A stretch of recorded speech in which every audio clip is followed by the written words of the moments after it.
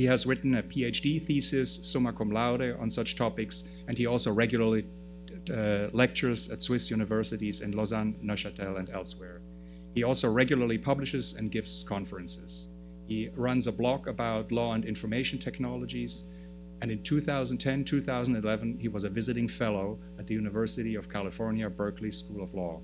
He is one of the few recognized specialists on government surveillance in Switzerland. To the right of SYLVAIN is FELIX Wu.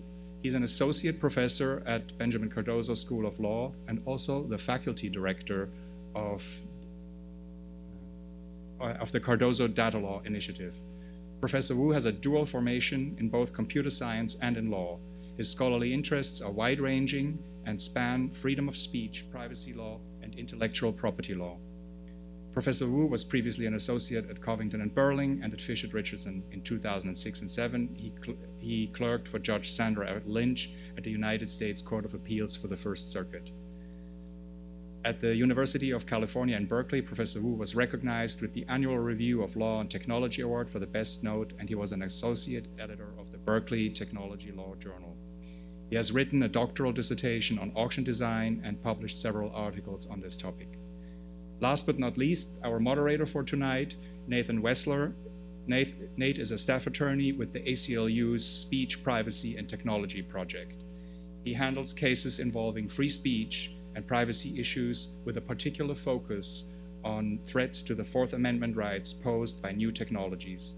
Nate has been involved in a number of cases challenging the government's ability to track cell phones and to use GPS devices without a warrant, and has challenged warrantless law enforcement access to confidential prescription records and similar issues.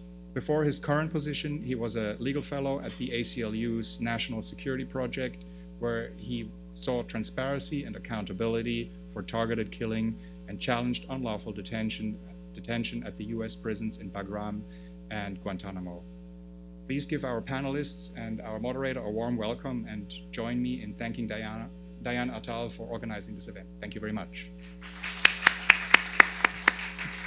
And now, without further ado, I give the floor to our panelists and our moderator. Well, without further ado, I turn it over to the panelists.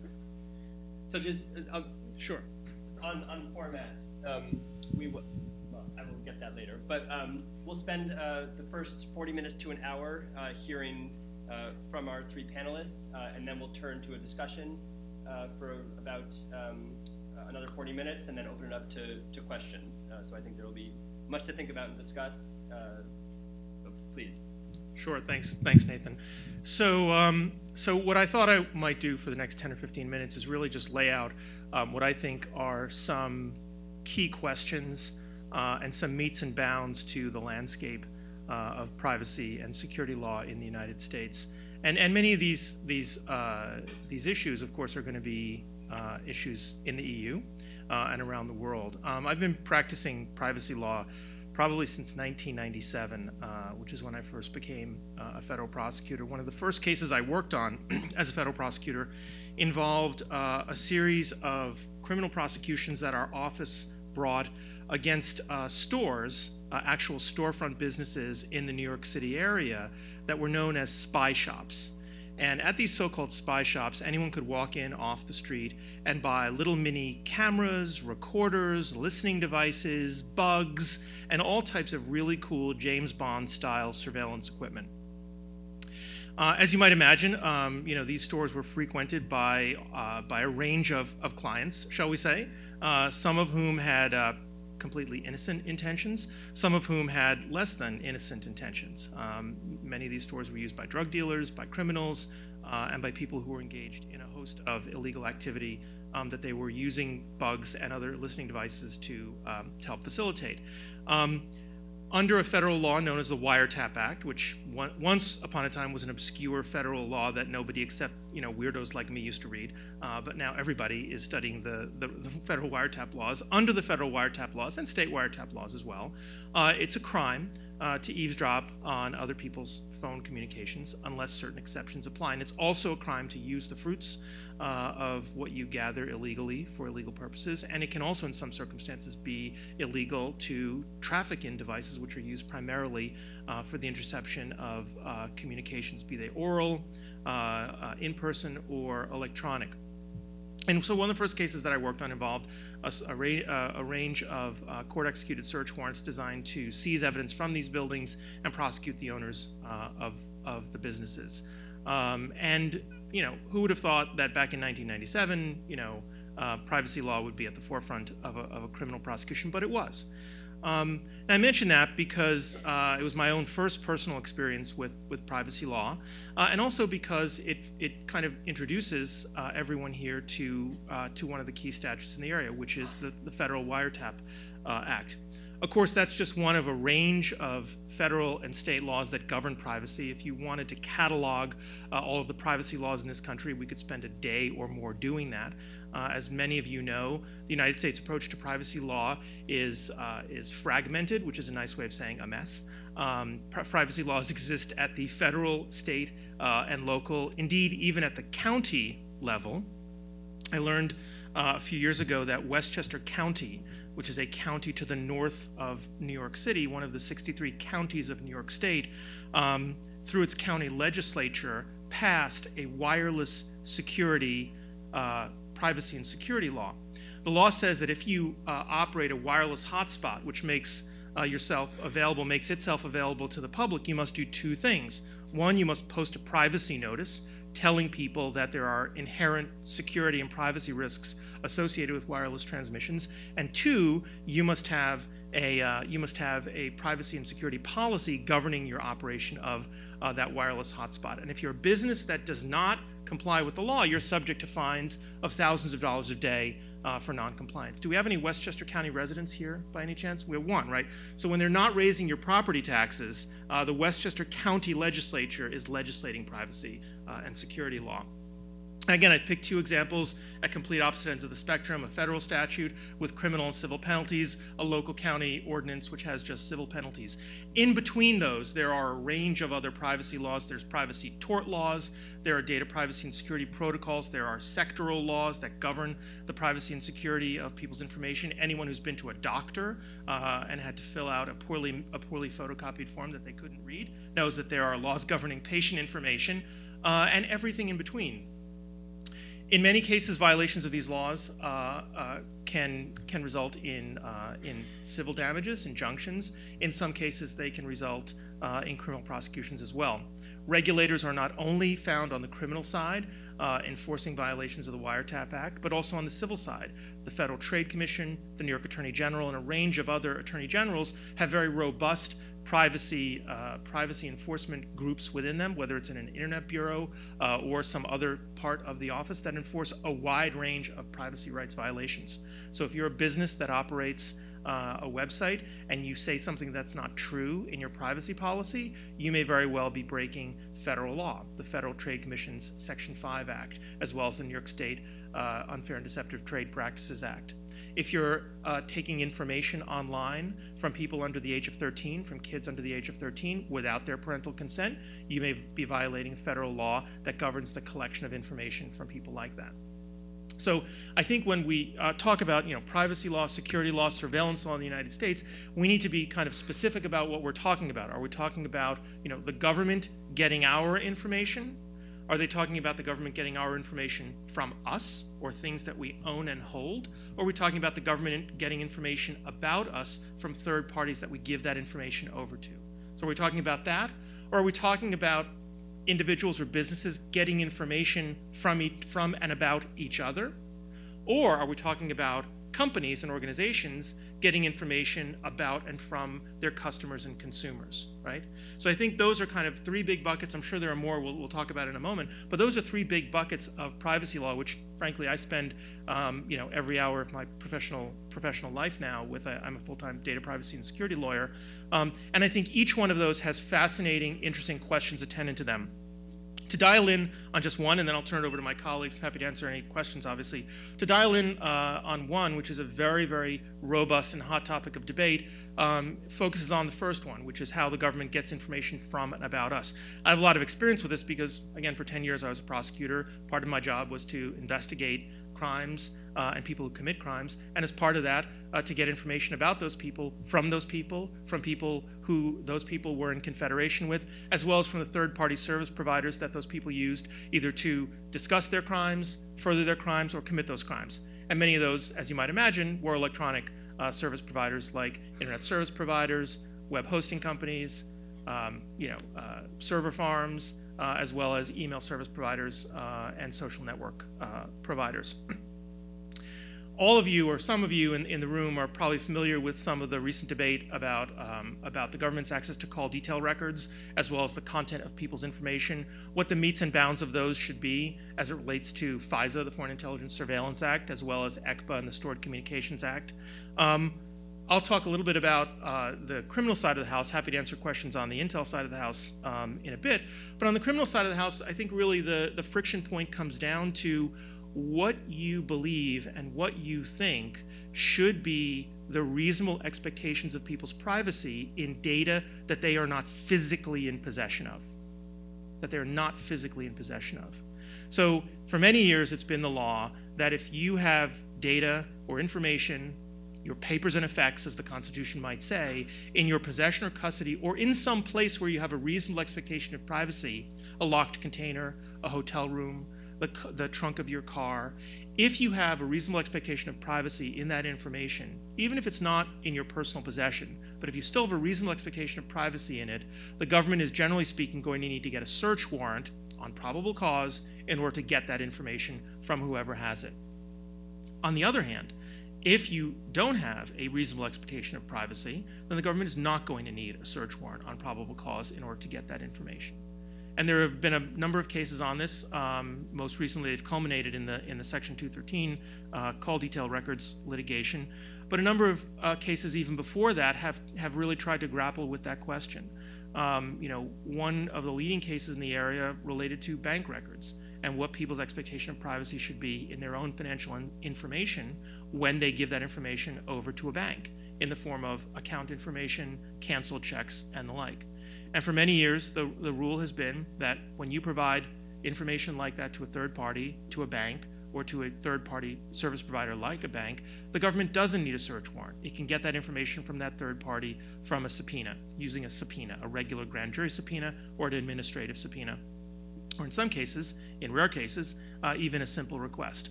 And I think, one of the kind of root tensions that is going on right now in litigation that's going on across the country over people's phone records, their internet records, their opened emails versus their unopened emails, their opened emails that are less than 180 days old versus their unopened emails that are greater than 180 days old, really come down to whether you believe that information stored by you at a third-party provider is reasonably within your expectations of privacy or not.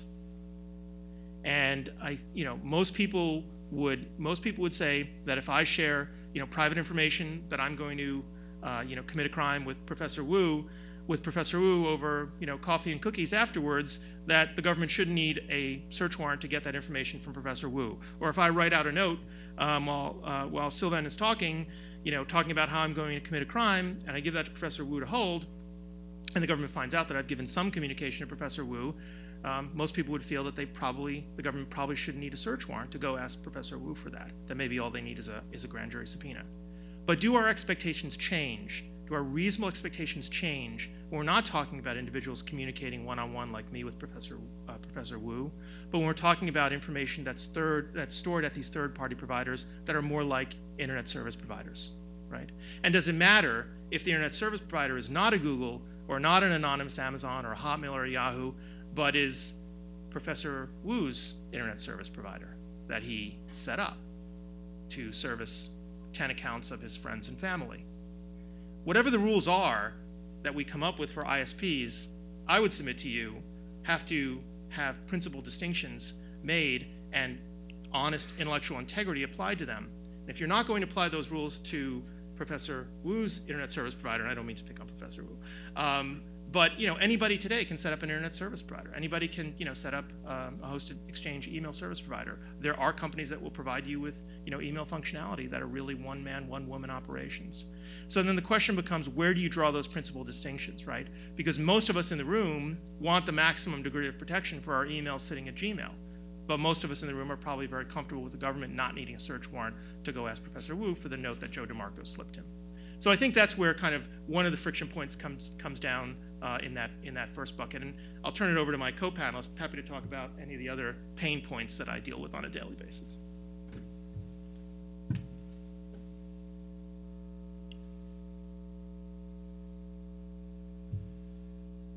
So those of you in the very first row may have a little trouble seeing the PowerPoint that's above your heads on the screens. Feel free to readjust if you want. Thank you. So I saw that you may be not very familiar with Swiss law. That may be some help to have some picture or elements on the PowerPoint. So my presentation is to give you a sense of what the Swiss law proposed, the regulation under Swiss law, on the current regime, on the way we are going to the current modification, plus giving you an oversight of a recent decision of the European Court of Justice regarding data retention. So I will first start with the current Swiss regime, the privacy rights and restriction on the surveillance system under the Criminal Procedure Code. So the privacy regime, that's quite similar to the First Amendment, but with some modification or some extension. So Article 13 of the Swiss Federal Constitution provides that everyone has the right to privacy in their private and family life and in their home in relation to their mail and telecommunication, and everyone has the right to be protected against the misuse of their personal data. We have at the European level similar protection coming from the European Convention of Human Rights. Everyone has the right to respect of his private and family life, his home, and his correspondence.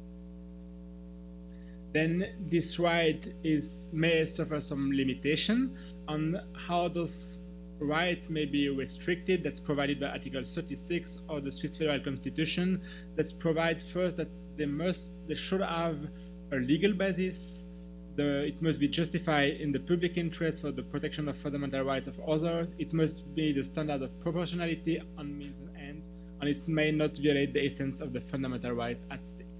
The main difference that you will see in that between Swiss and US law is that somehow, because the US Constitution or the First Amendment has a limited scope of application, the police can more or less do whatever is technically possible as long as the Congress did not provide a limit. As compared to Switzerland, where the police cannot do any monitoring activities that may breach the right to privacy, except if the parliament has given a specific law that gives the right to the states to do that activities. So at the European level, again, a similar, different drafting, but similar system. There should be no interference by a public authority with the exercise of this right, except such as in accordance with the law are necessary in a democratic society. What does that mean? That privacy is a constitutional right. First, that's a limit to the government activity. The government needs a legal basis to do something that will infringe the privacy right, and it has been implemented in the Data Protection Act. Like Joe mentioned, the first one will be regarding from the vertical perspective, limitation to the government activities, government collection of data, when the second one, Data Protection Act, will be related to the collection and processing of data by a private entity. Criminal Procedure Code, the CRIM-PC, is the legal basis for surveillance in the course of a criminal investigation. That means the only way that the state, the prosecution, could gather some private data would be if allowed by the CRIM-PC. On the PTSA, the Post and Telecommunication Surveillance Act prescribes the telco obligation in terms of data retention, etc. So PTSA is the obligation to retain some data, and CRIM-PC is the way that the prosecution can use those data. And you'll see that there is no preventive surveillance. Very recently, that means last week, the Swiss Supreme Court confirmed some disposition at the state level where the police can do some limited preventive surveillance only if there is a strong suspicion that a crime will be committed quite soon. But there is no intelligence surveillance That means there is no possibility for the Swiss government currently to monitor people, to make some recording of telecommunication for security purposes. So under CRIM-PC, there are some general requirements. First, a strong suspicion that an offense is committed or has been committed. It should be a serious offense. We have a list of the most serious offenses that allow some surveillance, plus subsidiarity. That means other investigative activities have no chance of success or are unreasonably complicated. There are 3 steps that are not so easy to enter those requirements: the strong suspicion, serious offense, plus subsidiarity. Then you'll see on this chart the different techniques that we have. You'll see as a difference in the US, where there are some ECPA on a lot of different acts, everything is contained in the CRIM-PC. We have different techniques, but more or less always the same way that you need to have to follow to have the approbation. First one is monitoring of person telecommunication. That will be content or non-content. That's phone call, that's email, that's internet chat. Second, use of technical surveillance devices. That will be GPS device, that will be video recording, audio recording, undercover operation, surveillance of contacts with the banks. That will be kind of live communication with the bank. That's not the stored record, but that may be, for example, every time I use my credit card, every time I withdraw some money, every time there is some transfer from one account to another one. And then acquisition of user identification data. That's the metadata, that's the non-content data that could be live and retroactive. That's the only surveillance technique that may be retroactive, and there is no transmission of the content of an email that has been sent before, as opposed to the US. You can also only receive metadata from an email that has been sent before the surveillance started. On physical observation, that's when the police want to monitor and to follow someone in the street and wants to make some video and sound recording. And that's only on public places. If it's not on public places, that will be use of technical surveillance devices. So the procedure is the following. They will first have the prosecution order. Then they will need a judicial authorization, a court authorization within a period of 5 days of time by the special court that's called the compulsory measure court that will give an authorization. If the authorization is granted, that's fine. If the authorization is not granted, they may have no possibility of use the data already recorded or obtained, and they will have to be deleted. Then at the end of the surveillance period, the person targeted by the surveillance, the person of interest, will receive a notice with the reason for the surveillance, the form and the duration of the surveillance. And then that should even happen if there is no usable information. That means if you've been monitored for a certain period of time and then the result is there was nothing interesting, you still get notice, and you then have 10 days to make appeal before the cantonal court, the state courts, and then there will be a full review of all the material and the reason why that was authorized, if that was rightly authorized or not, and if not, they will have an exclusionary rule. So that's first order, then confirmation by a court, and then you receive notice, and then you can appeal after that will be the a priori and a posteriori control. The only exception is for physical observation. If I come back to this, that will apply to all techniques except physical observation, because there is a lower degree of breach of privacy, if you want, and that if it exceeds a month, you will need a prosecution authorization, but no court order, because that happens on public places. So the proposed modification, the first one is about data retention. Currently, the telcos have to retain data during 6 months, and there is a plan to extend to 12 months. It's currently discussed by the Parliament. The first chambers refuse the extension. We'll see in the coming months what's going to happen with this extension. And there are two I call updates. Some scholars say that's new techniques. I more see than some updates because it's already provided by other provision. That will be to use Trojan horses, the government software, to monitor communication. but they may have no distance search and seizure. So that's only another tools to monitor telecommunication. If you consider Skype, you cannot go through the telco to run a surveillance, so you will have to have your own tool developed by the state on special means to monitor communication. That might be IMSI catcher, that might be stingrays, that's those kind of devices that run like an independent antenna, and they will reroute the call, that give the possibility for the police without going to the telco directly to monitor a phone call. On the second, and I do not really like this one, that's a new intelligence act. That's where the plan is to introduce preventive surveillance in limited situations like terrorism and espionage. And the process will be highly similar to the one run by CrimPC, plus a political authorization. So every time the police want to monitor someone suspected of terrorism, they will have to go to a compulsory measure court to get an authorization. Plus, they will have to receive a specific authorization from the head of Federal Department of Defense Civil Protection on spot.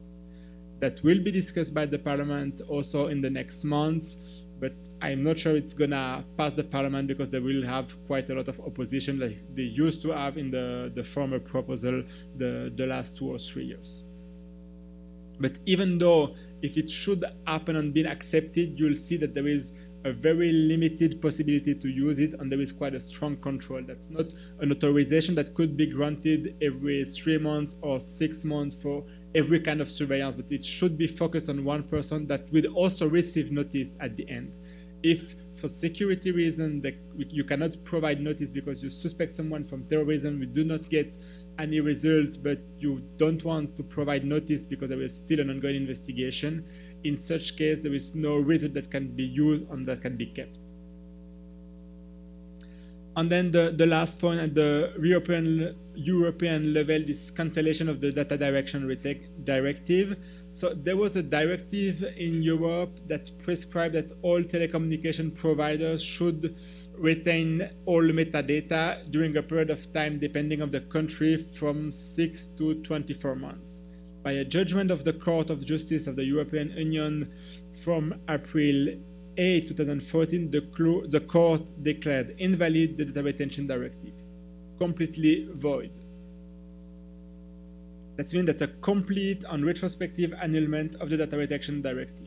And the reason why is that the general and indifferentiated nature of the data retention measures foreseen in the directive were against the article I mentioned that protect the privacy. Because you cannot, in the view of the court, you cannot collect data of an unsuspected person for using, maybe for eventually using it at a later stage, because that person could be suspected later. So if we go in detail, first the collection, the retention, plus the transfer of data, each constitute an infringement to privacy and needs to be justified as such. Then the court rejects the bulk data retention of unsuspicious person as well as an undefined or even lengthy retention period of data retained. And then the court sees some issues with the use for law enforcement purposes of data collected previously for another reason, like a commercial reason for providing the services.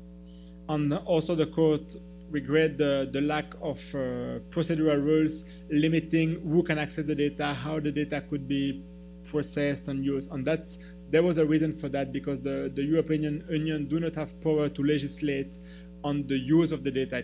The EU can only legislate on the collection or the obligation for Telco to collect the data, because it was from the pillar from the European single market, the collection of data that was fine, but then the use of the data that will be more from the law enforcement that was out of the scope of the common market.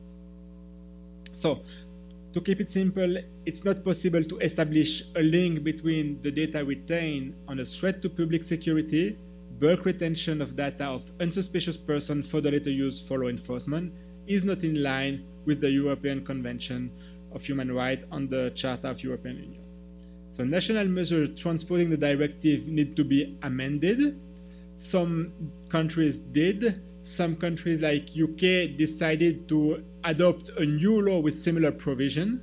So that's clearly a breach of that court ruling, but let's see what's going to happen in detail.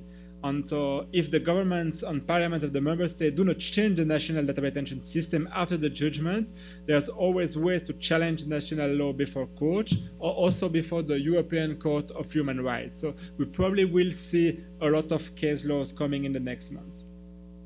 And there is a very nice decision, or a very nice study, sorry, that is mentioned here that I will be happy to share with you if someone is interested, that tested some program where there is a collection of data.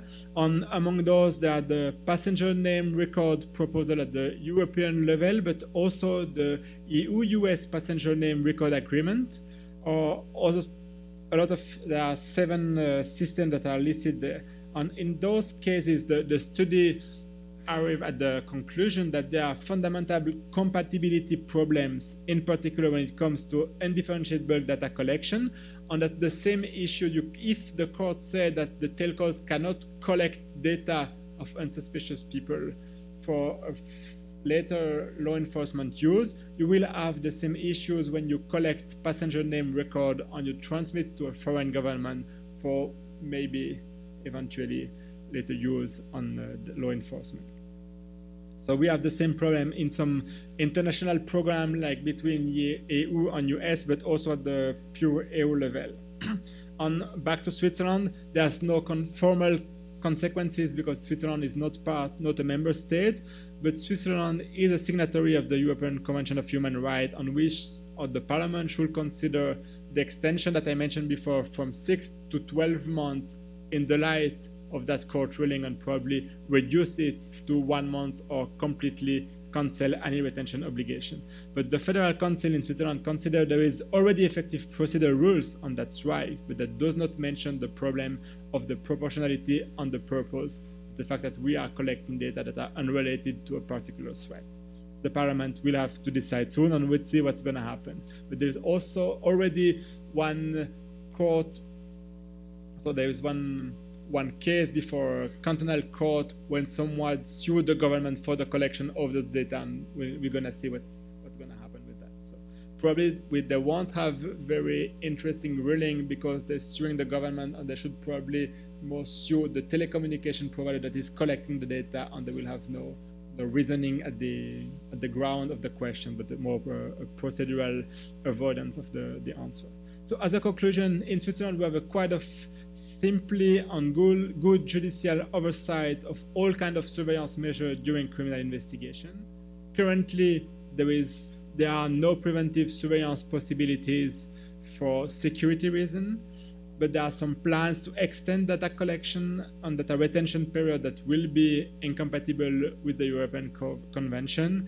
And at the European level, the bulk retention of data and its use for law enforcement purposes as the transmission of bulk data to foreign countries should be reconsidered, and we will probably have a lot of discussion between EU countries, EU member states, and foreign states where there are some exchange of data.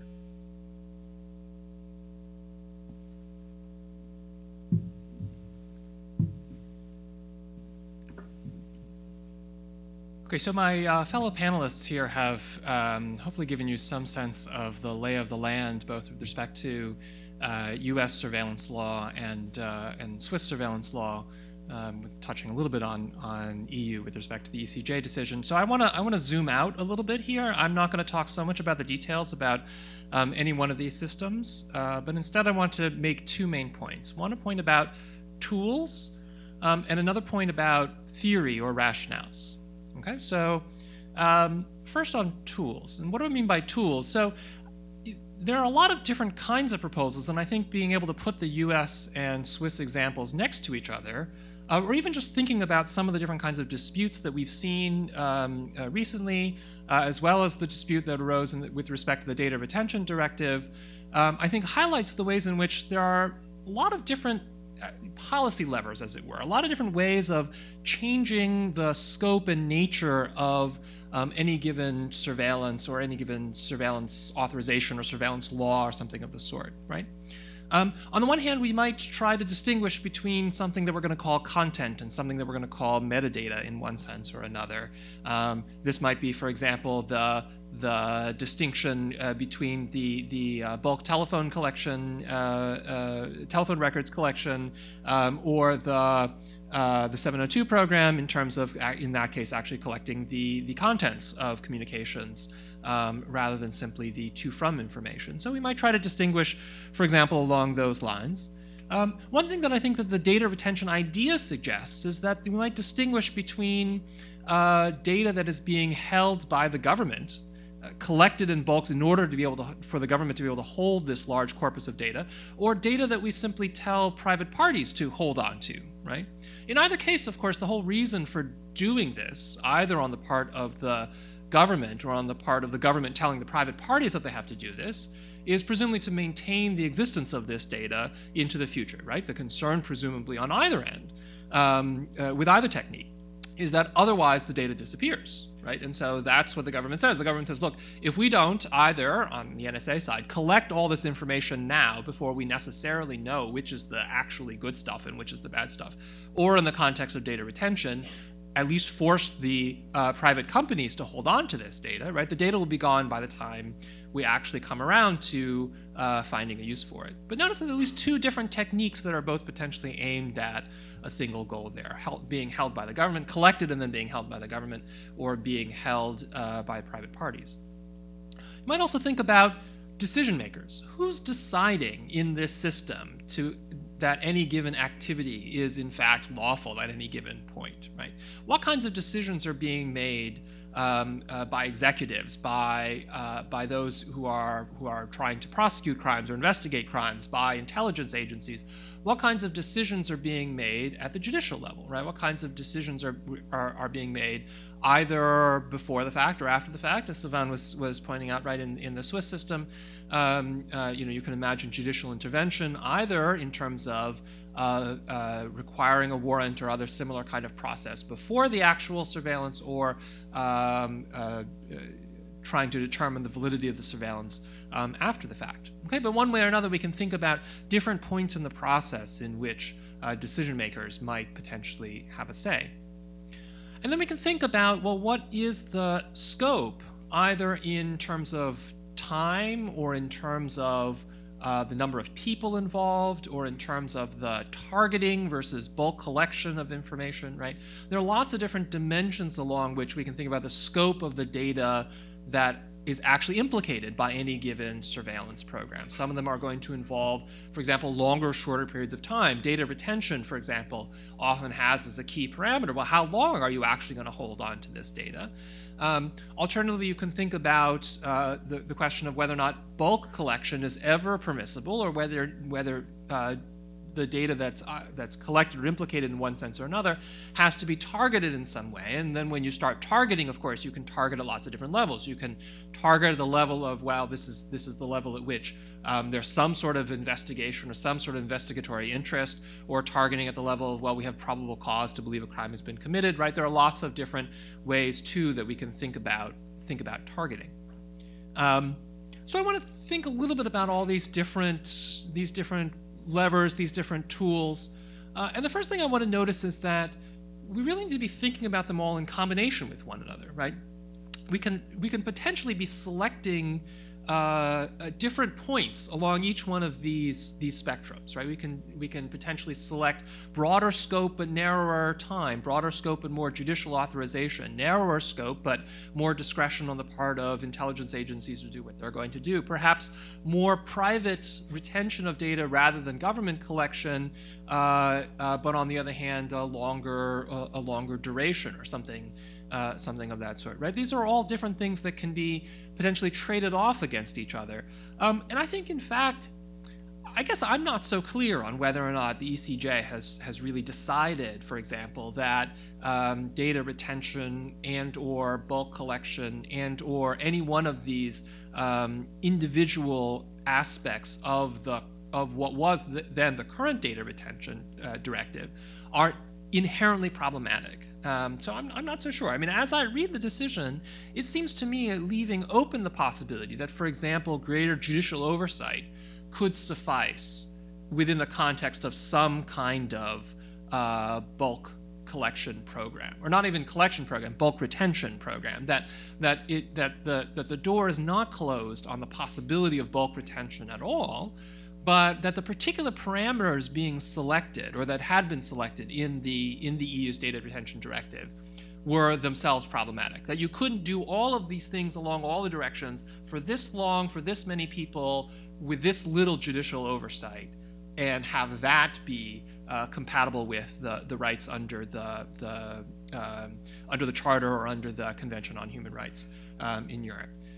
But then even zooming out of whatever the specific answer is going to be in Europe, I mean, I think in the US and just for the world at large, these are all different dimensions along which we can and should be thinking about different kinds of trade-offs. So that's great. So it's great to be thinking about these trade-offs, great to be thinking about these trade-offs in combination with one another. But how do we go about thinking about them, right? Because after all, is it just a numbers game? Can we just say more of one, less of another, and then you're automatically okay, or vice versa, or something of that sort? And so here's the theory part. Here's the part where I want to suggest a way of rethinking, reformulating the question that we're trying to answer when it comes to designing surveillance policies. Because for a long time, and I think in much of the debate here, here's how the debate goes, right? The government says, well, we really need this information for X reason, either for criminal investigations, for national security reasons, or the like, right? And the idea is they say, we really need this stuff because it's helpful, it tells us something. And then at the same time, I think you have privacy advocates, or those who want to resist the government's requests, who say, well, I really want to be able to hide information. As in, for example, saying, well, look, you're collecting all this metadata, you're collecting all these phone records, but phone records are very revealing. They tell people about stuff. They tell people about me. And I don't want the government knowing about that. I want to be able to keep secrets. Now, the problem is that when you frame it that way, you get this unavoidable conflict. Because the very reason why the government wants access to this information is the very reason why people want to hide it, right? If in fact it were really true that metadata reveal nothing, then there'd be no reason for the government to get at it either, right? And so you have this sort of incompatibility potentially in terms of, on the one hand, people arguing for privacy, saying, I want to be able to hide this fact. And on the other hand, the government saying, I want to be able to determine certain facts. And now it could be, of course, that we can figure out some way of hiding some facts but not others. But in most contexts, that's quite difficult because the facts are the facts. I mean, you don't know what the facts are until you look at them. And once you look at them, you figured out what the fact is, right? This is kind of like an information paradox kind of problem, right? And so this framing in terms of information hiding and information gathering seems to me to be problematic and not a great way of trying to think about how to design the systems going forward. Instead, I would suggest that we really need to be thinking more about what the hiding is for. Why are we trying to hide certain things? And presumably the answer is not just because we can. Although sometimes I think, there's some efforts to just define privacy in those terms, and I think that, I think my European colleagues actually will be a little bit resistant to what I'm about to suggest, but I think that we often are trying to hide it because we want to make it possible for people to do things, to have certain experiences, to be able to build their lives in particular ways. So let's go back and think about just traditional Fourth Amendment law, right? Why is it that we set up the home, for example, as a kind of sphere that the government is not supposed to be able to intrude upon, right? This is something that's so sacred, as it were, that the Supreme Court justices seem actually quite on board with lots of different Fourth Amendment restrictions on what the government can do with respect to the home. You might think, for example, of thermal imaging, right? This is the Kylo versus U.S. case.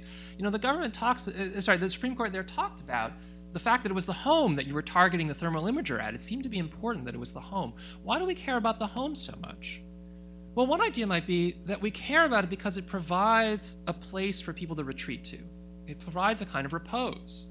That the point here is not about trying to figure out whether or not you have something to hide from the government or not in your house. Because when stated that way, it's again, it becomes very hard to figure out what's going on. Because on the one hand, law-abiding citizens say, well, I don't know, what exactly is it that I have to hide from the government in my house? And on the other hand, the criminals say, well, yeah, I'd like to be able to hide the fact that I'm growing marijuana from the government, right? Neither of which seems like necessarily a great way to think about the interests at stake or about how to balance the interests at stake. But if instead we think about it this way, as, well, look, we protect the home not because of the information content, but because it is a place where people can do stuff that we want them to be able to do. We want them to be able to have that retreat, that repose. If we don't make it the home, we got to make it something, but it's hard to figure out what else can serve that similar essential purpose. We might think about protection of communication in a similar way, right? What is the point of being able to hide communications? It's not the hiding necessarily in itself. It may be because inherent in building a good life is the idea that we can talk to each other. And that if we can't talk to each other, we can't really build our lives in a way that is meaningful, that actually is, that is able to develop ourselves in a way that we want. And so we need some notion of protected communication. We need some ability to be able to talk to other people without other people listening in. And that's what we ultimately want to protect with respect to communications. Now, here's the challenge. I don't have the answer to this question, let me say up front. I have a lot of my students in the audience here. Here's a challenge for all of you as well, right?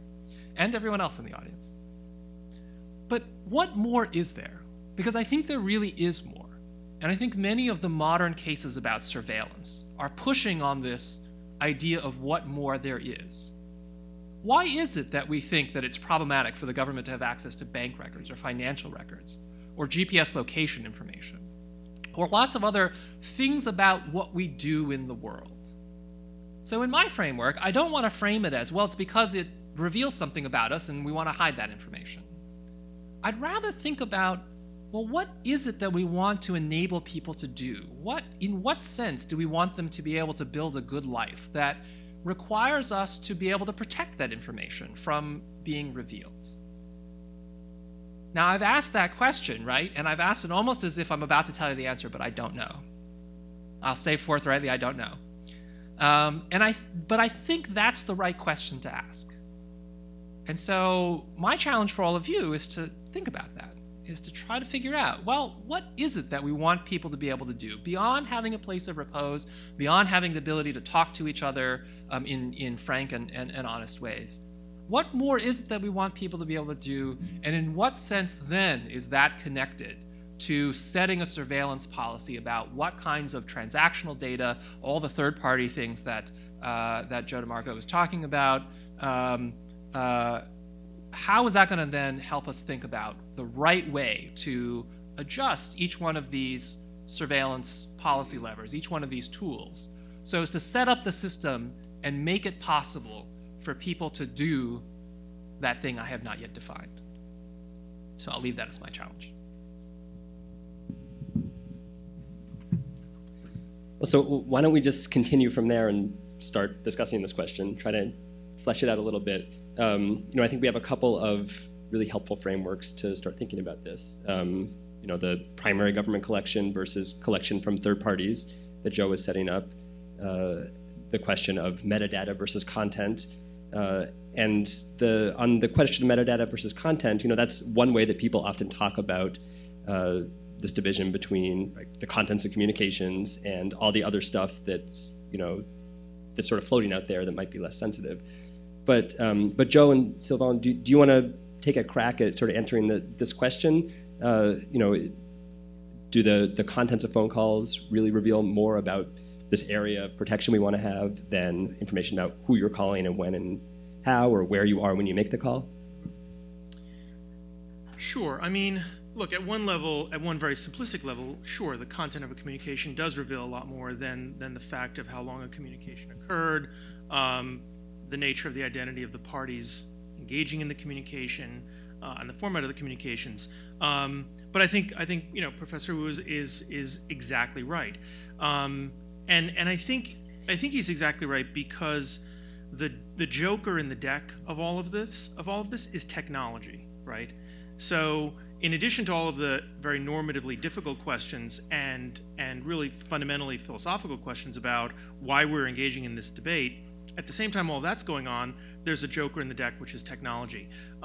Years and years ago, when all there were plain old telephones and the plain old telephone system, all the metadata was for a phone call was quite simply what was on a phone bill and not much more. It was what number was the phone call initiated from, what number did the call, how long did the call last, and not much more, right?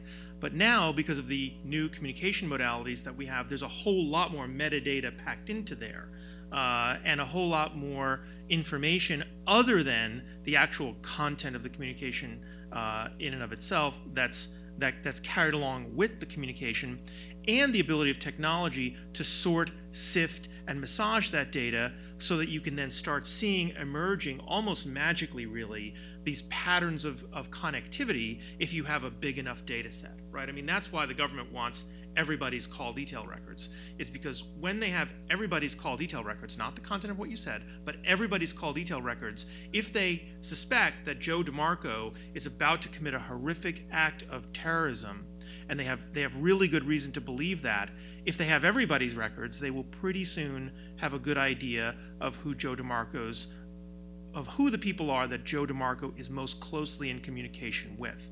And some portion of those, but not all, are going to be perhaps people who are involved in committing the crime as well. The problem is that without the content of the communications, many of those people are going to be just purely coincidental people. If it's my home phone number that they're targeting, many of those people could be the people that my wife or partner is talking to and have no connection at all to the crime. And I think because technology throws 1, 2, 3, 5 jokers into the deck and we don't know when they're going to come up, answering these questions are very, very difficult on a real-time kind of actual practical level. When you have a client that comes to you that says, I suspect that my employee is stealing our crown jewel secret sauce IP, stuff that I have, worked and killed myself, through blood, sweat, and tears to develop, and he's about to walk out the door or email it out of the door through an email account that he has set up, and I want to go live on full content monitoring of all of his work communication devices and methodologies. Can I do that? You may have some pretty cool tools in your grab bag. And I'm not saying that the normative questions don't come in, because they do come in to the analysis, because the analysis includes not only what is legally permissible, but what also is ethically right. But you're going to have a lot more tools in your toolbox than we did 20, 40, 100 years ago. I mean, the term eavesdropping comes from literally back, hundreds and hundreds of years ago, when to listen in on people's communications, you had to drop in under the eaves of the building and listen at the window, right? So you dropped in under the eaves of the building, under the roof, stood by the open window on the outside and listened to the people that were talking inside. And that was such an abhorrent act that it was made criminal hundreds of years ago by the federal government. Same with, reading people's mail. If you, go home tonight and rip open someone's snail mail sitting in their mailbox, you have committed a federal crime. And that's been true as long as the U.S. Postal Service has been in existence. That's how seriously we take privacy as a people. And that, of course, is supported by those norms that you mentioned. Very briefly, to mention almost everything that should be said, but that's true. On non-content data are a little less infringing privacy than content data, but that's quite similar. If I think to some cases that we had when there was some criminal investigation, instead of having an authorization that the court will give to listen to someone's communication during 6 months, they will only start with 1 month and then see if there are some results or not. So instead of giving you 1 month instead of 6 months, they will maybe go to metadata. That's just a way to go, not that far away than the full picture would seem. And there was also some very nice study that showed that if you locate some people by using your cell phone, and that's not very precise, but with just 3 calls, you can uniquely identify, I do not remember, that was 70 or 80% of people. So that's quite easy just to know who you are and where you are just with 3 phone calls. So that's very revealing. Maybe one last comment on what Felix mentioned. I agree with you. When I had made the first reading of this ECG co-decision. I was also thinking that there was just because there was no real framework on the use of the data, and probably they may have some possibility in the future to authorize some data retention. But on the other hand, quite a lot of scholars currently saying, and that's if for those who did not read an ECG decision, that's something quite small, and you have to interpret a lot because the court more or less said that's right, that's wrong, but do not really give the full reasoning. And one of the explanation is that if it was only a question of background or framework, the court would not considered as void extinct on only just providing an obligation for the state to complete the current act. But that's an open question. Yeah. No. So I do not have clear idea on that. It's quite something very open for now. Yeah. No. I mean, right. So that, I mean, just on the specifics of the ECJ directive, that could be right. Although at the same time, I still have this sense generally. I mean, I don't have a deep knowledge of the ECJ decisions, but when I look at the various decisions in the privacy law area, this one and the right to be forgotten decision and the like, they all do seem to involve kind of throwing the kitchen sink at the problem in a way that I think makes it difficult to determine whether we should be entirely convinced that it will be equally problematic with different parameters in the future as well. But I take your point as well. Another issue is, let's consider that there is no complete data retention unless you have some suspicion. And then how would you target that suspicion? Would you, because you live in some particular neighborhood, you are more at risk to commit a crime, so there is enough suspicion to retain data only for people living in that area, and that maybe would be worse. Yeah, no, I mean, I think it's definitely worse. So that's why it's a little bit difficult to to figure out what to make of the court's decision there, because right, they talk about how bad it is to bulk collect information and to not have it be targeted. But if the whole point of this directive is to have the information still there once you figure out who it is whose information you actually want, it's very hard to figure out in what sensible way you could craft a data retention scheme that's targeted exactly as you described. My only additional comment here is actually, so Joe gave the example of why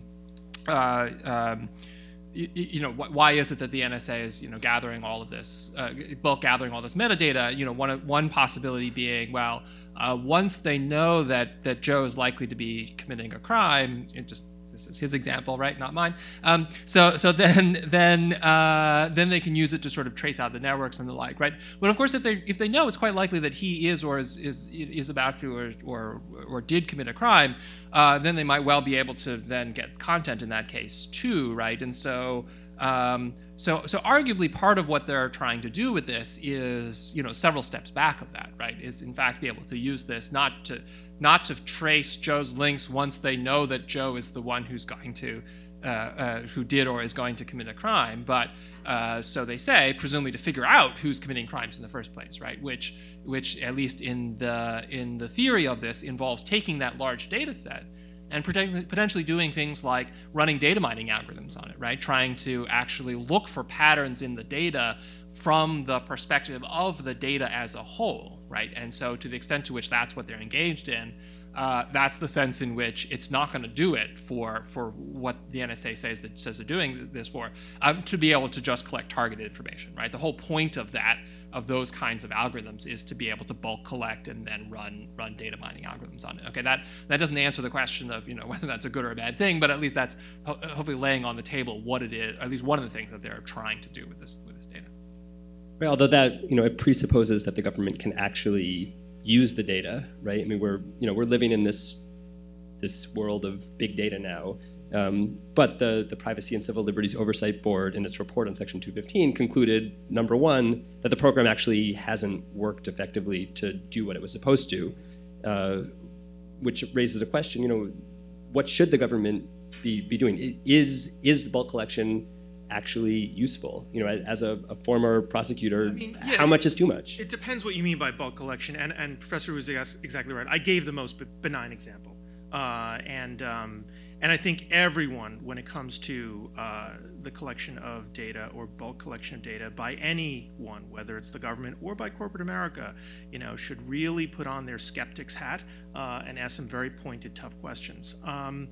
It depends what you mean by bulk collection, right? So there's just kind of, I would say, at one end of the spectrum, kind of blind, dumb, stupid bulk collection just to have the data to mess with people's lives, right? That's at one end of the spectrum. At another end of the spectrum might be bulk collection, which is bulk in name only, right? Collection of data that everybody would agree is perfectly fine and appropriate in individualized cases, but maybe shouldn't just be bundled up altogether. And there's actually litigation going on right now between the New York County District Attorney's Office and I believe it's Facebook, because the DA's office served on Facebook a single search warrant asking for account and other information relating to 60 individuals or more, maybe even a couple of hundred individuals, in connection with, I believe it was a disability fraud case. Is that right? Disability fraud case? Yeah. And Facebook is pushing back. Now, I'm not suggesting that is at either end of the spectrum, and we can debate where along that continuum it is. But I think there's bulk collection and then there's bulk collection. It really sometimes we call it bulk and bulky. Exactly, bulk and bulky or bulk and bulkier. So it really does depend. I mean, if you have a court-authorized search warrant on probable cause for my cell phone, is it bulk collection if you add another paragraph and get the same information that you can get from the cell phone provider from my home telephone provider and from my office telephone provider? Is that bulk collection? Maybe it is, maybe it isn't. But I'm just suggesting to you that we really, beyond just kind of, the title bulk collection, we really do, I think, need to drill down onto exactly what's happening, exactly what the justification is, exactly what the privacy interests are at stake, and ask the question, well, if the government, could the government lawfully and legitimately and in our view permissibly and ethically do this if it just did it in 50 search warrants as opposed to one search warrant? Because the law, at least in my humble opinion, can't be that if it was something is proper to do in 50 individual cases, you can't put one big thick staple through it. But again, I'm also positing a very easy case, and I'm not suggesting that there isn't more to the Facebook litigation than that. So I might proffer a sort of definition of bulk here, and sort of in my scheme, I might make bulk the opposite of targeted, basically, right? And so the idea is, are you in fact targeting some individual or set of individuals for investigation? And if you're targeting 60 different people for investigation, then of course the fact that you've collected information on 60 different people shouldn't really make it particularly bulk. And similarly, if you have a single individual who's talked to 60 other people, and because you're targeting the one individual, now you want to find out what he said to those 60 other people, right? That too is not particularly bulk in my view. And I think that what makes a lot of the bulk collection bulk is the fact that it really is untargeted, right? It really is designed to scoop up data without regard to whether or not there's any specific knowledge with respect to any connection to the specific individuals who are scooped up. Though I will say again, there are potentially two possible reasons to do this, right?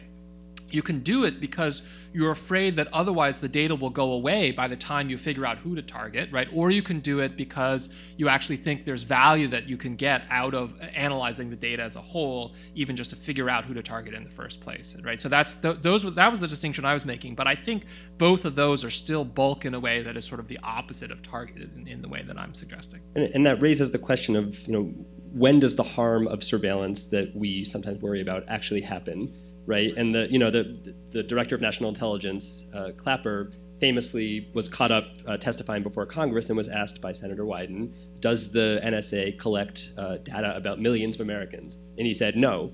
And then Edward Snowden released documents to The Guardian, and we realized that in fact the answer was yes. But part of the later justification for how he answered was that the NSA does not define collection as accumulation. They define collection as later use and analysis. And so, should we care about the government just holding the data if it doesn't plan to use it until there's a targeted use? Is there some harm that we should care about? Does the Swiss system, have something to tell us in the American system about why we might be concerned about the government just holding it until later? So my understanding was that among the people there is no real concern in the US as long as there is only retention of data and no use, when in Europe there is only some fear, just the fact that data is retained. That's also come from the Second World War on all those the data processing. And if you consider that was one of the first profiling that has been done by Germany, on that you can also understand why people in Europe have some more fear about the fact that the government has a lot of data that it could use in a way that you do not suspect at the time of the collection. And that's also the idea that usually we do not accept the fact of the fishing expedition, that the police just going and sniffing some elements because it might finally find some element that could be useful. And if we go with the idea of data retention, that's somehow the same. So the question for me is, should we change our view because it's technologically quite easy to gather a lot of information and then maybe sort it out? Or should we let the benefit of that to the people and just consider that we are focusing on target investigation on someone or some situation and then find the data? So we've been talking about this retention question in terms of two options. One is government collects and retains and holds. The other is it mandates that private companies that we interact with hold the data. But of course, there's also a third option, which is that companies hold the data for their own reasons. Phone companies have reasons to hold billing records going far back, and they hold cell phone location information going back. Should we be concerned about that kind of unmandated, unregulated holding of information? Because of course that data is still open to the government pursuant to whatever kind of request is made. Sure. Yeah. Look, I worked in government 10 years, and I've been in private practice now 10 years representing clients in the e-commerce space, and I'm much more afraid of the corporations than the government for a host of reasons. You should be concerned, you should be actually terrified of the amount of information that corporations are collecting on you, most of the time with your consent. Whether that's knowing, voluntary, and informed is another issue, but ostensibly with your consent.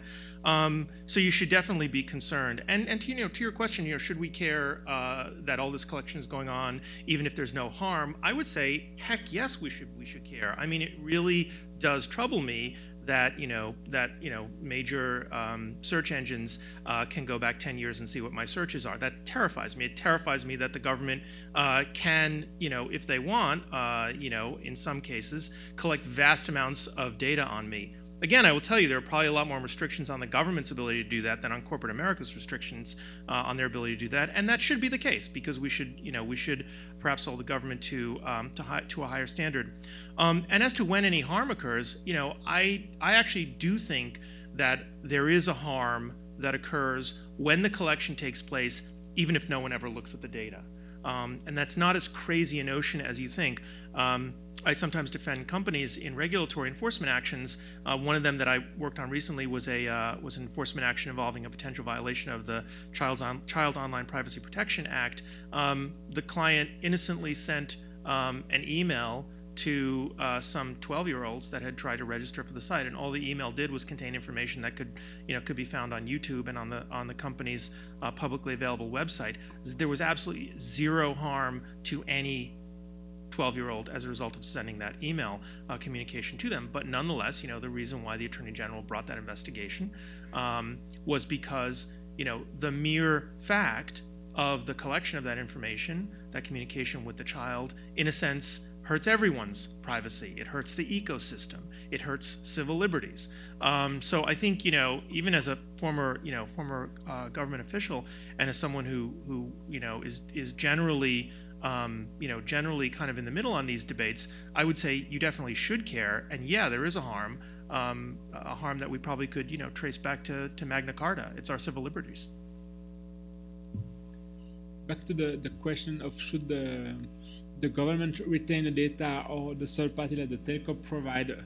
They may have a difference. If a third party retain the data, when the government want to access it, you have to ask, and there is some control.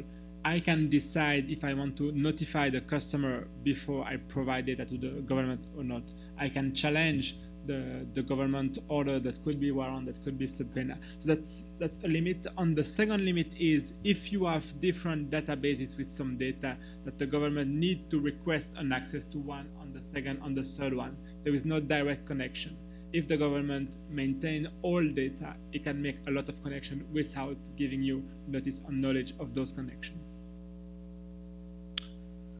So I guess I might just go back to the framework that I suggested here, right? I mean, so a couple of times, so when we're thinking about, well, what's the harm, when has the harm occurred or the like, right? I mean, it seems to me, well, the harm occurs in part when, in fact, people aren't able to do the things that we want them to be able to do, right? And so the fact that we've got all these search results, aggregated and collected and stored and all that sort of thing might be, in fact, be problematic because, well, we're going to potentially make it harder for people to actually investigate stuff, to actually find out stuff, right? To be able to learn about things in the world, right? And that seems like a really distinct kind of harm, and a harm that happens just as long as, in fact, this collection is going on. And it, in that sense, doesn't much matter who's not that it doesn't matter, but that it can happen whether or not it's a private party or a government actually collecting this information, right? And it can happen just as soon as the information is collected, even if it's never somehow used in the way the government is thinking of as used against someone, used for a criminal prosecution or the like. I mean, these kinds of surveillance harms don't require that kind of prosecution or that kind of specific government type harm to happen at the end of the line in order for there to have been harm to the kinds of processes and environments that we're trying to create. So a lot of this discussion presupposes that when the government gets the data, the government can read the data. I mean, certainly when we're talking about interception of contents of communications or seizure of electronic devices where we store data, and sometimes about certain types of metadata about communications. But in the news recently, we've had this sort of uproar on both sides of the debate about Apple changing the default in its new operating system for the iPhone, so that by default, the contents of your iPhone are encrypted in a way that Apple can no longer break, can no longer access, even pursuant to a warrant, otherwise lawful law enforcement request. There are free apps that you can download for your smartphone that encrypt the contents of a phone call over data, or that encrypt the contents of a text message. So how do we think about that? Should the government have the right to access any kind of communication as long as they go to a judge and get the right kind of order, or are we comfortable with some kinds of communications just being unreadable by the government?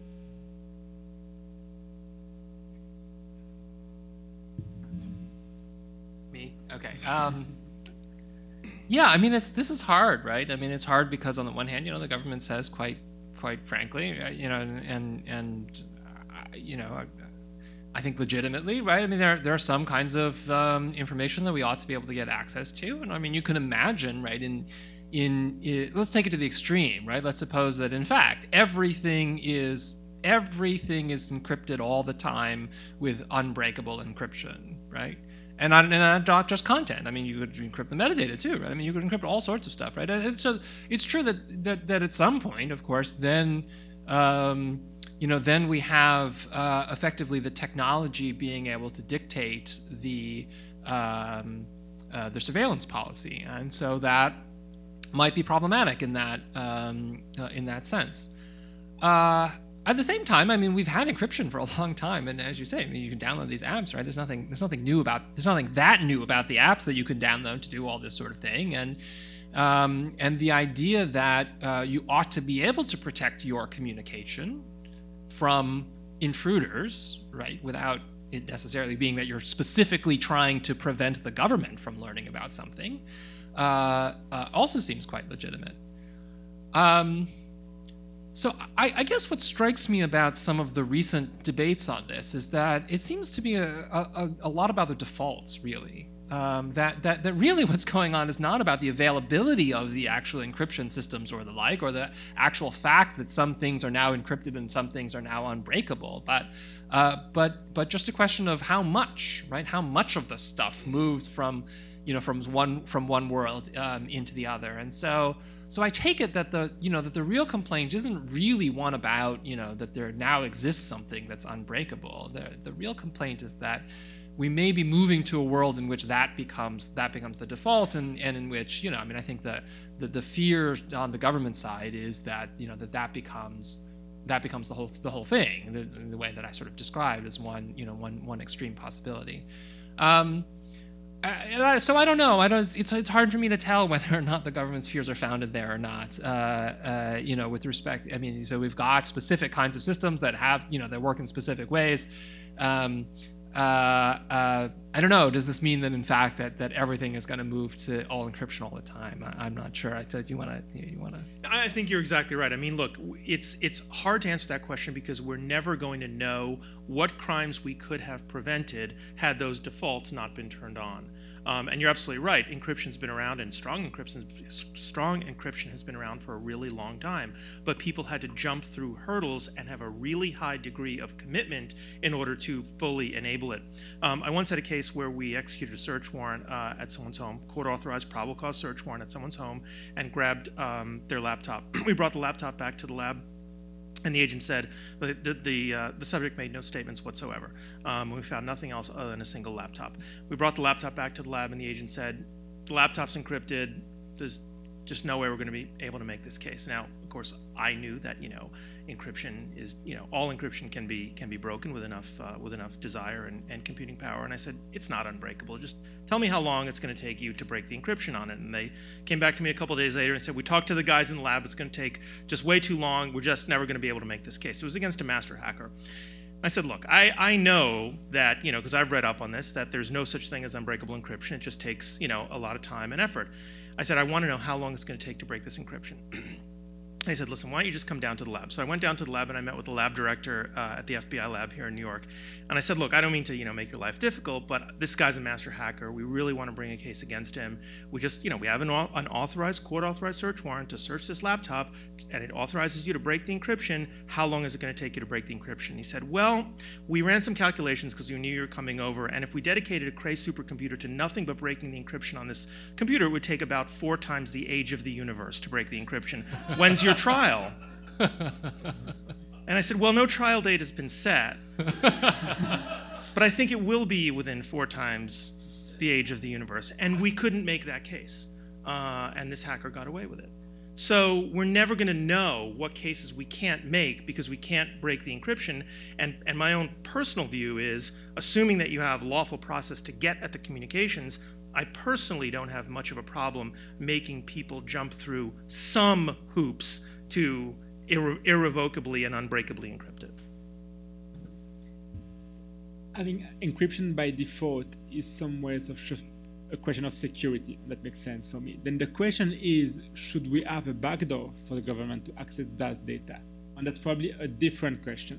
Then if I send a mail that I write by my hand, probably most of people won't be able to read it. Do I need to provide a translation that the government can read it or not? Do the provider have to provide the tools for the government to do that? That was the same issue with Skype. We saw because that Skype wasn't, at least at the beginning, was encrypted, and it was very difficult for the police to hear the communication. On what happens that the government developed some tools that to have an access to the communication, not by going through the provider, but going through the laptop of one of the caller or the receiver. So we see that even if it's encrypted on a limited number of cases, quite focused, quite targeted, there are ways to access the data. Even if it's encrypted by default, if you go where the one is writing the email, you will always have a possibility to access the email. So that's make life of the government much more complicated. Yes, but that's not completely avoiding any possibility to monitor us. Under Swiss law, are there any types of communication services for which a backdoor is mandated? Under US law, the traditional telecoms have to be able to provide some means for lawful government wiretap and interception access, but the newer technologies don't have that requirement.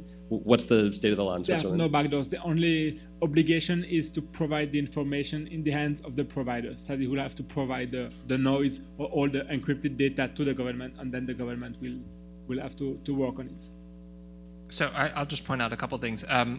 One is that, well, backdoors, of course, are a security issue too. So deciding whether or not to put in a backdoor is maybe as much of a security issue as deciding whether or not to set encryption by default in the first place, and in a way that is potentially orthogonal in the sense that encryption by default in some sense potentially makes everyone more secure by having the encryption on, right? But whether or not to put in a backdoor potentially affects not just the people who are trying to choose or not choose encryption, which is where you're affecting when you change the defaults, but also affecting the people who wanted the encryption in the first place, because now you've created a backdoor, even with respect to the people who are trying to get strong encryption in the first place, right? So it's a tricky thing, I think, trying to figure out how to conceive of that and the security consequences of creating these kinds of backdoors. I think one thing is certain, though, there's probably no intelligence service on the planet that would tell you they have a backdoor to the communications that transit their country networks. Yeah.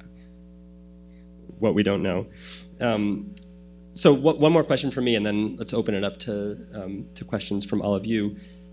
So that rules governing surveillance practices are in some sense only as good as they are enforceable, and the way that we mostly try to enforce them is by targets of surveillance being able to challenge evidence that's going to be used against them, or just challenge the surveillance even if there's never going to be a criminal prosecution or enforcement action against them. But that, of course, requires that they know that they've been surveilled. And when we're talking about everything except for the most kind of direct physical surveillance where you see the police, which we really aren't talking about here, you won't know.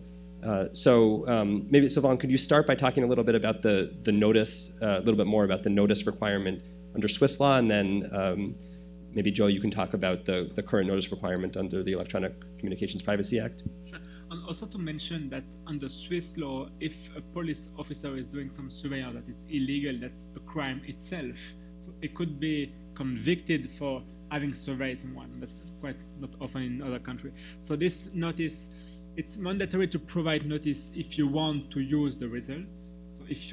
So if there is, for example, another ongoing investigation and you want to retain, or because it will last too long, you just want not to provide a notice, you will never be able to use the result, even in court or out of court.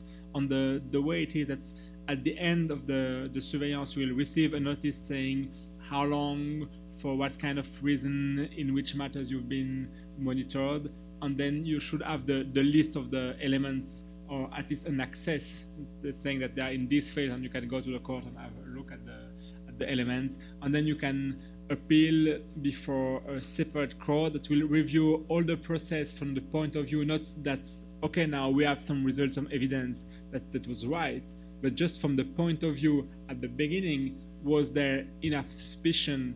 And I saw some situation, not very often, but sometimes when we got evidence, but at the time of the authorization, there was not a strong suspicion, and the results were not usable. There was the extraordinary rules applied.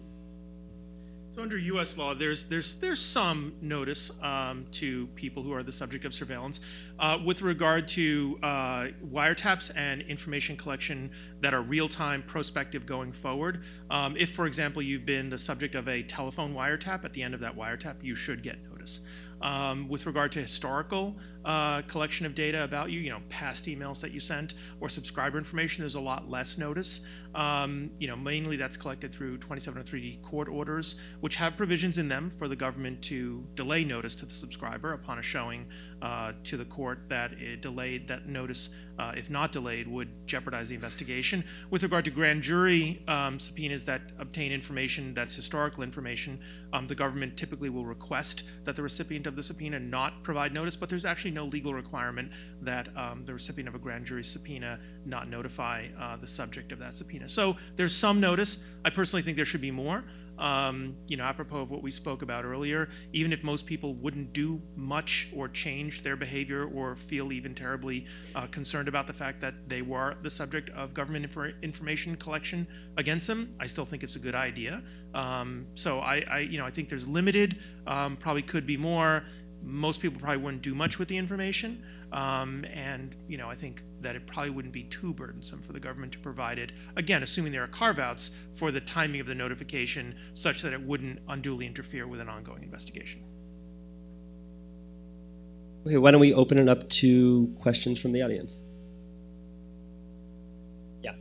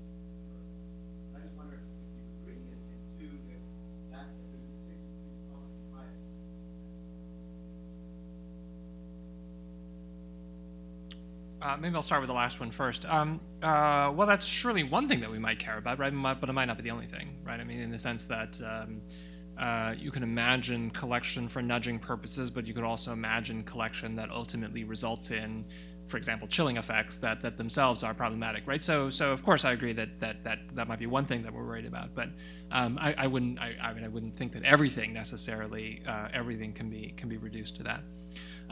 My other comment is actually on thinking about the defaults and about sort of who bears the burden. I mean, you can think about it in those terms.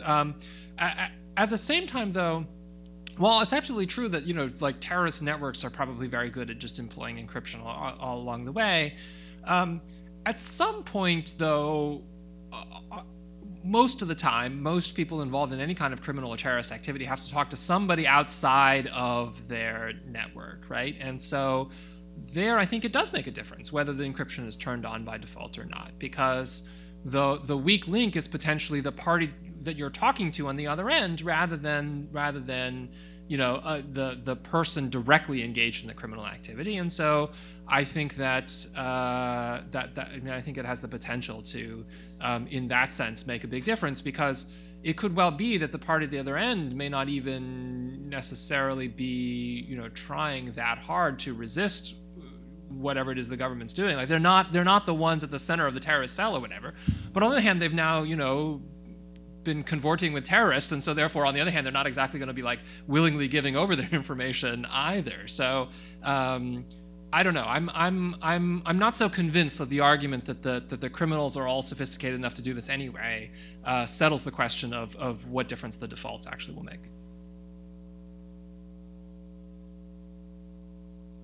Yeah, I'm not completely convinced, but I think the one that wants to hide will have the possibility, and probably the terrorists, to keep the example of the terrorists, will have the possibility to encrypt the content. And I do not very worry a lot of the capacity of the terrorists to be able to do that encryption or not. I worry much more of the capacity of my mom to protect its own picture on his cell phone. And in such case, that would be very useful if there is an encryption to avoid any remote access or any access to the cell phone is lost. And in such case, we will more protect just data that people do not think to protect, and not higher the level of protection that someone that's already wanted to protect the data. I mean, you know, in 10 years of prosecuting criminal cases, there was only one where the subject went to all of the lengths they needed to go to in order to completely conceal their crime and escape prosecution. In all the other cases where we made a case, it was because even though the person tried to take precautions, they got lazy, they got foolish, they were prideful, whatever it was, or, you know, they just happened to talk to someone outside the network. You know, everybody inside the network was doing the right thing, but then they went to the True Value hardware store to buy the fertilizer for the fertilizer bomb, and the guy at the True Hardware, you know, the True Value hardware store, you know, just thought that something was odd, and, you know, whatever, and broke the chain of secrecy. You know, as to your question about big data, I think a very, very fair question to ask, and maybe this could be the subject of another panel, I think, is to what extent are you going to allow the government to behave just like any other customer in the big data market, right? I mean, you know, if it's okay for Axiom to buy from Experian and, you know, Rapleaf to buy from X+1, why isn't it okay for the government, just as another customer, to go buy that same data?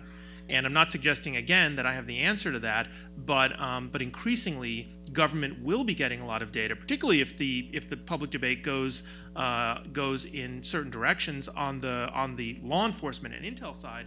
It's going to force the government, interestingly enough, the law of unintended consequences, it's going to force the government into the marketplace to just buy the data. Because to buy the data, it doesn't need to go to court. It doesn't have to worry about congressional oversight hearings. It doesn't have to worry about lawsuits from the ACLU, which does great work in this field. It's just going to be another customer, and the contract between it and Experian is probably going to have a confidentiality clause in an NDA that Axiom has and Experian has with every other customer. So no one will really ever know what's going on. And, you know, again, that could be the subject of another panel, but I think it's a very important piece of this analysis to understand where government's going to go depending on how things shake out on the law enforcement and intel side. Not that I'm saying that the debate should be governed by that, but I'm just saying that could be an unintended consequence of however that debate comes out. Maybe just to answer the question of the improvement of the data mining process, as long as there's non-PII, I mean, there's no issue. So if you have very non-identifiable data, you can do a lot of research and nobody will worry. Okay, so that, at which point I got to throw in my 2 cents on the PII line, right? I mean, the problem here, of course, is that you know, the whole point of collecting these large data sets is the fact that there's deep information contained within them. The chance that you're going to have a large data set of this sort in which, in fact, the records are not unique strikes me as a long shot. And particularly if it's the government holding on to this information, the chance that it won't be linkable to some other database that does in fact contain PII also strikes me as extremely unlikely. So, so the idea that there could in fact be a kind of non-PII version of the database that the government could learn from, while possible, strikes me as not the most likely scenario. Next question? Yes.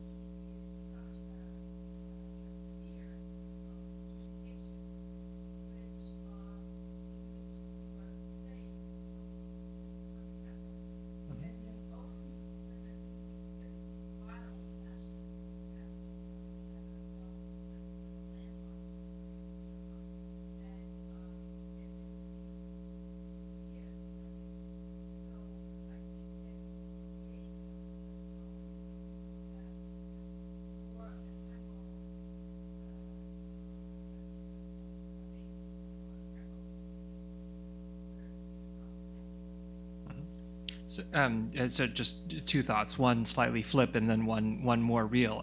The first is that it always seems, it's very striking to me that it makes a big difference whether or not you live in New York City or if, as I do, you live in the New Jersey suburbs where your house is very disconnected from the next house over. It'd be extremely difficult to hear what your neighbor has to say.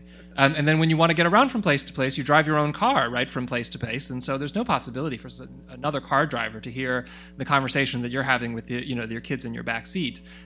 So in any event, it's interesting just how contextual that, these notions of what kind of privacy we expect and what kinds of social situations we expect to encounter can actually be. But somewhat more seriously, I mean, I think what your comment raises is also this idea that, look, the way that I've set up the framework, right, is that there are these things that we want to be able to protect people's ability to do, right? But I haven't necessarily said how we go about doing it. And in fact, the right way of going about doing it, if we were to sort of design the system from on high, probably involves some combination of technology and law, right? That really the key role for law can end up being protecting people particularly in situations in which technology is not going to be able to do the work, right? But having said that, that doesn't mean we don't also look for technological solutions to these same kinds of problems. The two potentially need to very much work in conjunction with each other in order to be able to set up the kinds of environments that we want people to be able to live in.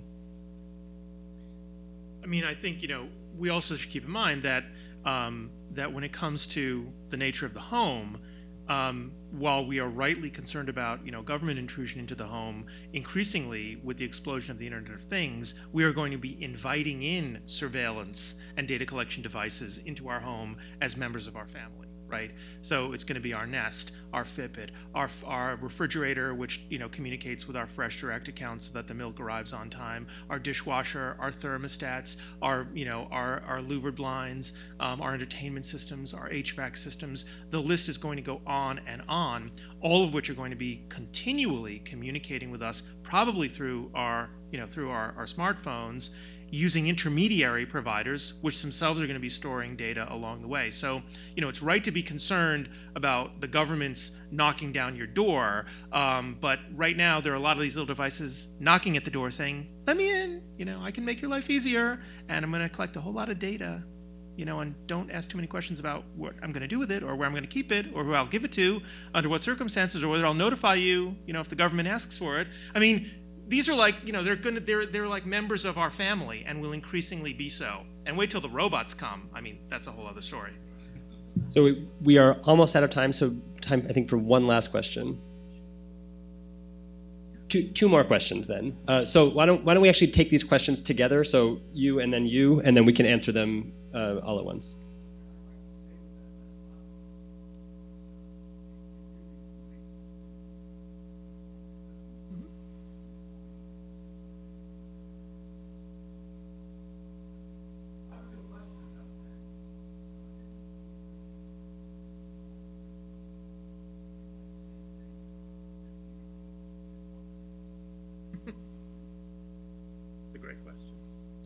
So why don't we get your question, then we can answer them together.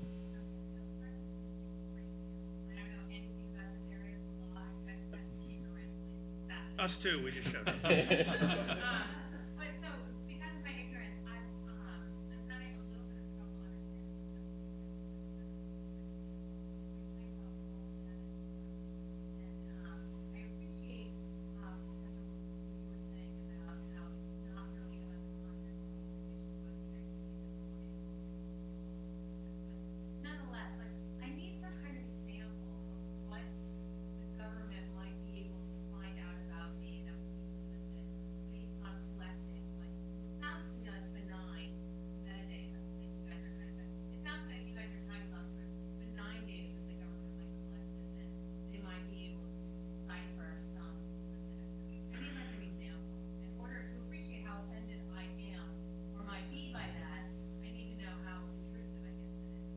Okay, well, it depends, of course, on how you define metadata, and it depends on what it is that you think the government is or is trying to collect, right? But one category of thing they want to be able to collect is, for example, location information. They want to be able to collect the records that your cell phone keeps, right, of if not the exact location based upon GPS tracking, at the very least information about the cell towers that it's connecting with, which in an area like New York City gives you a very good idea of where someone is located, right? So this would basically provide a trace of all the places you go every day, right? Presumably you keep your phone on you, and the result would be that, you know, this would provide a trace of all the places you've been every time you go, right? And was, of course, then you cross-reference that against public records, and then the government will know the particular kinds of locations you go to, right? Doctor's visits, the different kinds of stores you visit, what kind of, you know, where you spend your time, things along those lines. And so, I mean, I think that most people consider that relatively sensitive, right? The kind of thing that they don't want, necessarily mean to share, and so, you know, presumably at least some people would get exercised over that. You know, the collection that the government has done through the 215 program was to bulk collect phone records, right? And so here the question, you know, then becomes, well, I mean, do you ever call people in ways that you know, somehow you feel reveal something, right? I mean, and so the idea is that, you know, by calling people, and it's not just people, calling businesses, right? You could be calling lots of, you know, numbers that correspond to lots of different things about your life. Surely that reveals something, right? Now, you know, in what way is it connected to something illicit? Well, that's a different question, right? I mean, the government's claim is that by doing so, they can trace out these networks and then figure out who's, you know, involved in terrorist activity or involved in organized crime or things like that by sort of, you know, figuring out what these networks look like and what kinds of things they're connected to and all sorts of things. So that's the claim on the government's part about what the use of it is, and at the same time, I think that lots of individuals can quite legitimately claim that it reveals something about them that they find to be sensitive and want to be protected. Let me just give an example from a case that I've worked on. I'm stepping out of my moderator role for a moment, but a case a criminal prosecution out of Miami, a federal prosecution that my office got involved in, where the government got historical cell phone location records over a 67-day period for a suspect in he was a suspect in a series of robberies, sort of petty robberies of a bunch of small retail establishments, and they wanted to see whether they could place him at the scene of the crimes around the time of each robbery. But they got a large quantity of data, ended up thousands of individual location points, and we were able to get the actual location records from his defense attorney who'd gotten it through discovery from the prosecutor, and did our own analysis of it so we could represent to the court in our brief what kind of information this reveals. So it revealed, we were able to tell when he went with his pregnant wife to the OBGYN office based on the cell tower that was nearest that office, and from just a conversation with him to know what the address was to cross-check, and it was true. We could tell by looking at where he was at the last call he made at night and the first call in the morning. Could tell whether he actually slept at home or whether he slept somewhere else. And we found, you know, who knows what he was doing that night, but we found a couple of nights during this when he deviated from his normal pattern. He wasn't at home. He was in a neighborhood, you know, maybe 3/4 of a mile away. So these are, you know, not necessarily incriminating in some kind of legal sense, but potentially very private. Yeah, and by the way, this cuts across, you know, party lines too, and the ideological spectrum. I mean, you know, if you have in your call detail records calls that you've made to a local gun range, right? No one's going to know from just the fact that you called a gun range whether you were calling to schedule shooting lessons or whether you were calling to express your opinion that shooting ranges should be closed, right? But you may not want to know. You may not want the government to know that you called a shooting range. You just may not want the government to know that. It may not be, in your opinion, any of their business.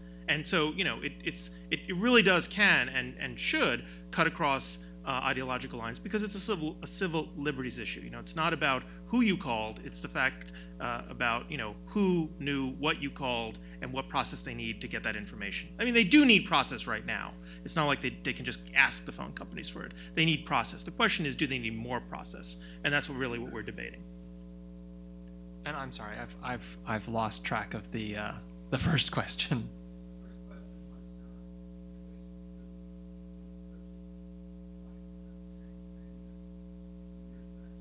Oh, a lock on the file cabinet. That's right. Maybe I'll throw this one to Joe, but I would imagine that it's easier to cut the lock. It doesn't take 50, you know, 4 times the age of the universe to, just snap the bolt on a file cabinet. But conceptually, right, it's the same. Okay, well, join me please in thanking our panelists. It's been great.